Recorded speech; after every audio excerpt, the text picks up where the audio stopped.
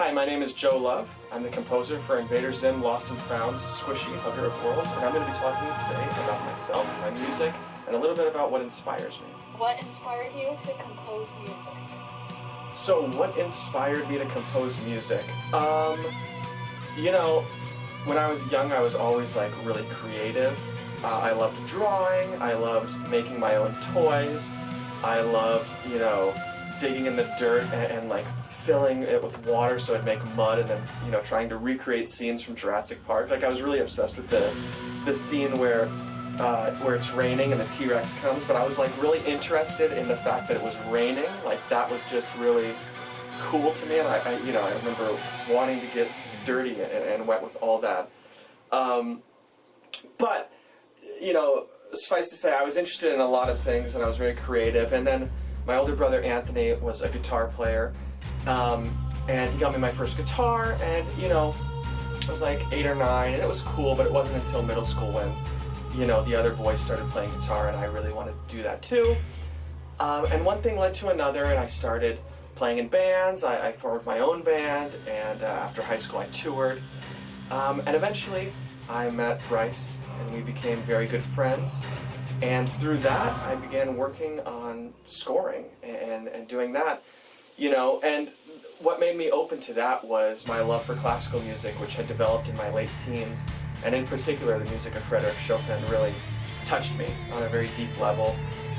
Franz Liszt was also huge for me, but it was Chopin that really started my obsession with that. Everybody's heard some Mozart and some Beethoven and some Bach, but it was really the Chopin that got me interested in 19th century European music in particular. So it's all of that, and those are the things that inspire me. And from a non-musical perspective, I'm very inspired by smells. That's something that I really love. Of course, whoever's watching this now can't smell it, but right now my room smells like the beach or whatever. So I those things really interest me. Colors, I guess, interest me, but not I'm not going to Home Depot and looking at the paint colors and going C major. But it's just I like to be in a colorful environment, and I like to be surrounded by things which interest me, and that's what inspires me. I think I'm just interested in all sorts of different things, and I have been since childhood, and that gets me excited to create. What is your method of composing? What is my method of composing? I try and keep things really traditional. I like to write in notation software. Once I get some ideas, I might put it into Reaper, my DAW of choice, and then start playing around. I have a small keyboard, but I really don't use it that much. I like to play my guitar, but really, the notation software and being able to see it on sheet music is really important for me, and that's because my love for that kind of 19th century harmony kind of requires me to be able to see things in notation so that I can keep track of the voice leading and where all the chords are going. And that's not to say that I want to overcomplicate everything. It's just to say that it's a lot easier to keep track of things. So, and again, I'm not a huge fan of all this different recording technology and gear and stuff like that. Not to bag on it. It's just not what I'm interested in.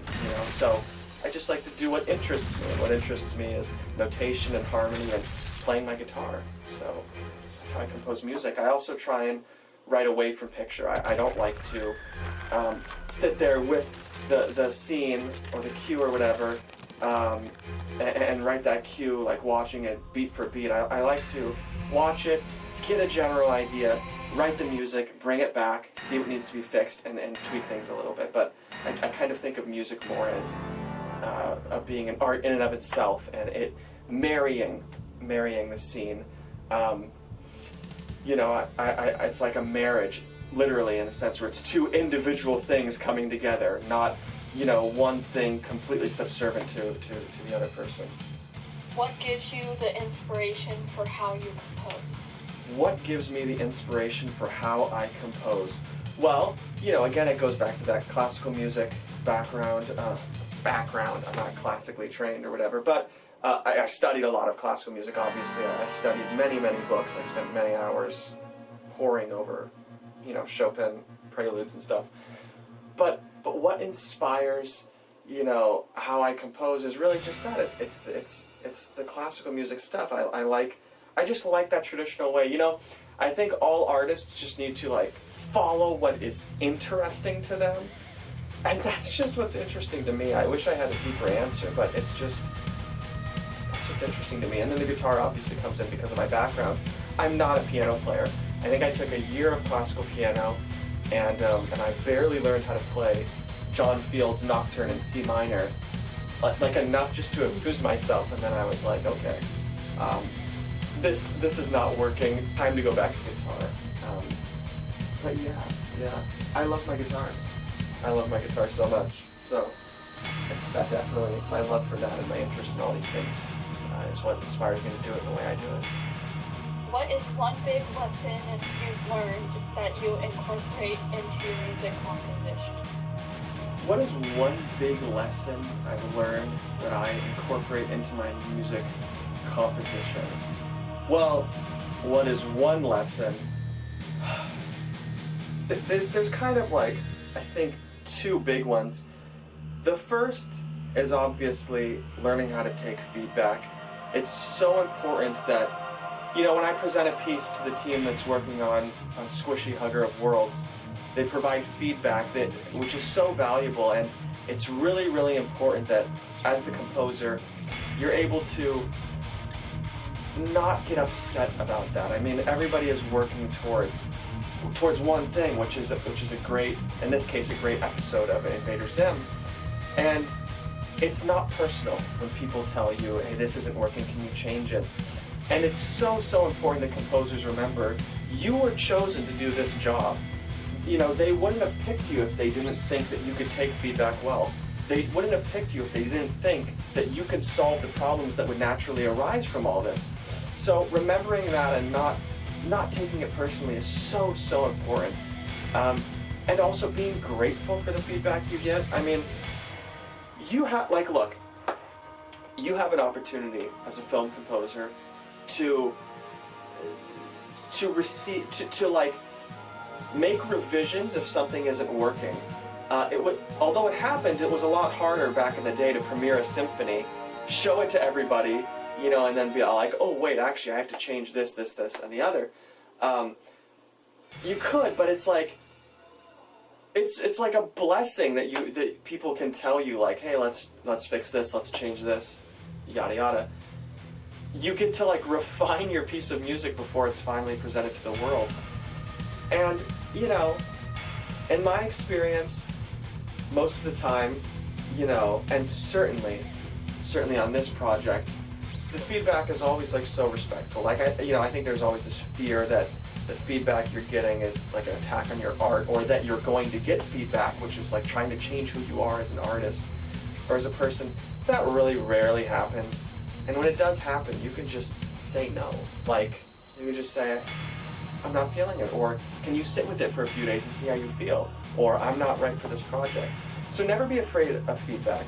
It will always lead to a good outcome if you know how to manage it.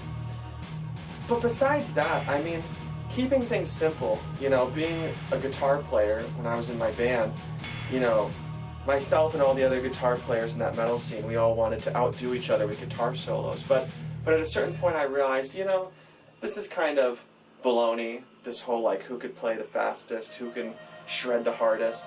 It's about musical quality, it's about simplicity. And I always keep on my desk, I have two of these because a cat knocked over the first one and it broke. So I had to get a second one, which the cat then knocked over as well about 2 weeks later. And at that point I was like, okay, they're glued together, I'm just not drinking out of them anymore, they're gonna hold pencils and stuff.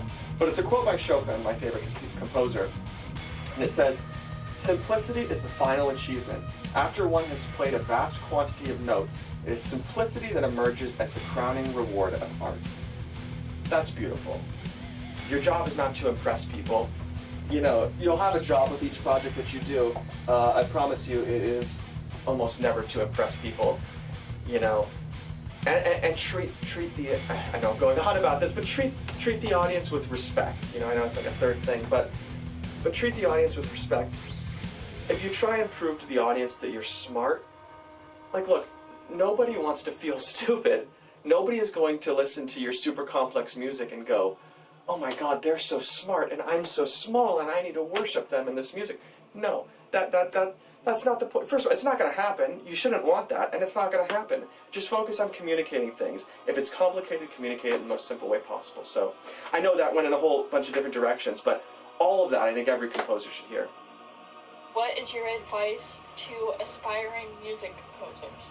What is my advice to aspiring music composers? Well, you know, everybody likes to give the advice of be yourself and this and the other, and I agree. Like I've been saying this whole interview, like do what interests you, but please don't discount the actual like learning process. Study music, study theory, study all these things. Learn how to play an instrument really proficiently. It doesn't have to be classical. Whatever music interests you, study that and understand the axioms of that, you know, theoretical structure, that music theory structure. Like understand how it works and understand how you can use it. You know, you can't do something new unless you understand what and why the things in the past have been done. It's so important that people take the time to learn that. And also, you know, and this is boring because every music teacher tells you this, and you know, a lot of people don't want to listen to it. They just want to play their instrument, and I get it. Like, that's super fun, and I love that. But you should learn how to read music. Learn how to read and write music. At the beginning of this discussion, I think I mentioned, you know, how important it is to be able to see the harmony and see how it's moving. You know, I know it's really nerdy, but that is important. And, you know, you're never going to regret learning a lot. So, learn. It's not nerdy. You're not a loser for wanting to get the music theory books and study them. You should do that. It doesn't have to be classical. It could be jazz. It could be bossa nova. It could be rock and roll. It could be blues. Whatever it is that interests you, get academic about it and study it and understand what makes it it. If you want to be a film composer, if you want to do this kind of work, it can be very stressful. But remember not to take it like way too seriously, like on a personal level. Things can be stressful, but problems can be solved, you know. A problem is called a problem because there's a solution. And there is a really like toxic culture in this film scoring world where people stress themselves out too much and they get angry and they affect their friendships and their relationships over the stress and all that. Take a deep breath. If you're stressed, it's okay to walk away for an hour, drink a cup of tea, and think about, you know, what you want to do. Don't let the stress of this career ruin your career. And I feel like that's something that's not talked about enough in film scoring. So take care of your mental health. You should push, and you can push, and you should work really, really, really hard. Be smart about it, and don't, you know, like, you know, you're not a firefighter. You know, you're not rescuing somebody from a burning building. You're a musician. Like, chill out. It's going to be okay. So, I you know, it's kind of maybe something we don't talk about a lot, but let me just say that now so it's out there in the world. And thank you, by the way, for listening. I should probably say that as well. I think that's what normal people do. They say thank you after somebody listens to them ramble for 12, 15 minutes. So, thanks. I'm very passionate about music. I'm very passionate about being able to make people happy with music. I love it when I can give a piece of music to somebody and it adds meaning to what they do. To me, that is just so exciting. And I want to do that for as many people as possible. So if you happen to be interested in working with me, you can reach out to me via email. My Gmail is joelovecomposer@gmail.com. Or you can reach out to me on Instagram, which is @joelovecomposer. So I hope to work with you soon.